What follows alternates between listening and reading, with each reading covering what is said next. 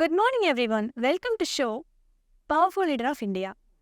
Jawaharlal Nehru, India's first and longest-serving Prime Minister, Pandit Jawaharlal Nehru, was a man of vision.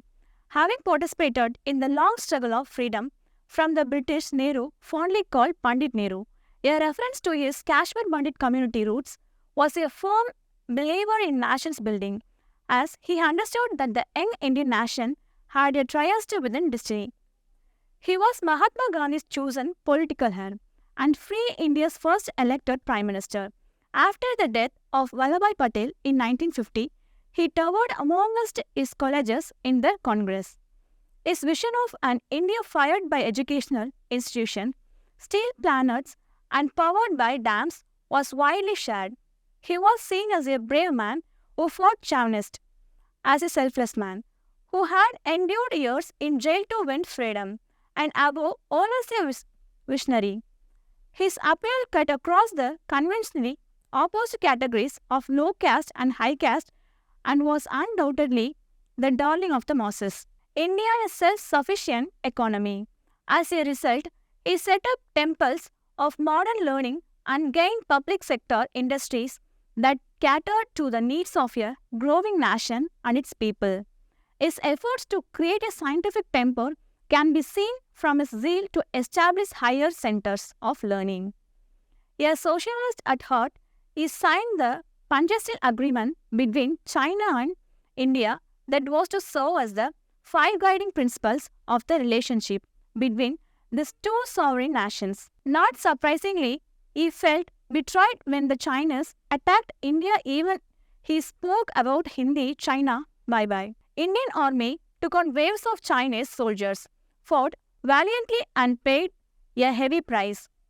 During the 17 years he was the Prime Minister, Nehru strode the Indian political stage like a colossus. But he never imposed his political will and always had an ear for what others had to say.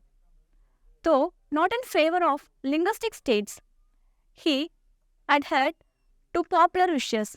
He did not choose chief minister but allowed the party organization at the state levels to elect their leaders. When courts challenged his land reform programs instead of being critical of the judges, he chose to undertake constitutional amendments. A liberal and a true democrat at heart, Nehru wanted a healthy political debate. Nehru's greatest contribution was the clear establishment of a vision to lift India from the 18th to the 21st century. His presidential address at the 1951 Congress session in New Delhi, he spelled out his vision. The only way to build for the future is to put aside or save something each year and use the saving for some kind of progress. This may be improved agriculture, more river valley projects, more factories, more houses, more education, or better health services. Our resources are limited and the most that we may hope to save has been indicated in the plan.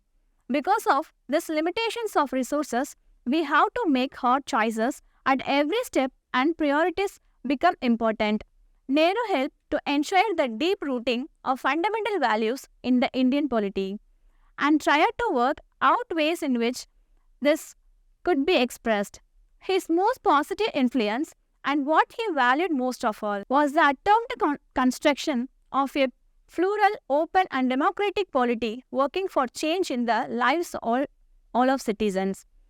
He used to speak of India as a composite nation and of the groundbreaking experiment of trying to achieve socio-economic change.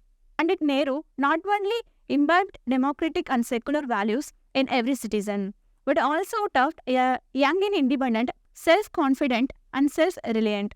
If Mahatma Gandhi is a father of nations, Dr. Ambedkar the father of constitution, then Nehru could be rightly called the father of Indian democracy. Thank you.